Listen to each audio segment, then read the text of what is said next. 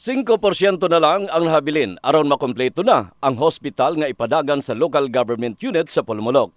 Matud pa, finishing touches na lang ang kulang niini og approval sa Department of Health nga license to operate. Pagka Mayo, ato na silang i-orient atong mga employees sa Pulmonok General Hospital.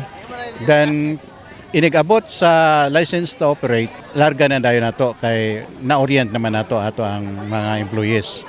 Ang ipatugod nga ospital, dakong tabang matod pa kay Nonoy Alulod tungod dili na sila magkaproblema kung ugaling nga mahospital. Kana mas tabing pinakamaayog yun na kung himuon niya ang mga libre sa mga problema namo sa kaming mga kabos nga mahimo kaming malibre unya sa atong hospital. Ang maugid na pinakagwapo gid sa among kinabuhi nga kaming mga kabos ba nga mahimo unya kaming mga kadawat og kalipay nga maayo ang among mga balitian tungod pinaagi lang sa walay bayad ba nga kaluoy lang sa among. Nasayran nga sa kasamtangan, out of patient lang una ang ginakonsidera sa mga hospital. Samtang ginahulat pa ang pagtugot nga maka-operate gikan sa DOH. In the heart of changing lives, kini si Brigada Dani Case sa Brigada News Jensen. Brigada News.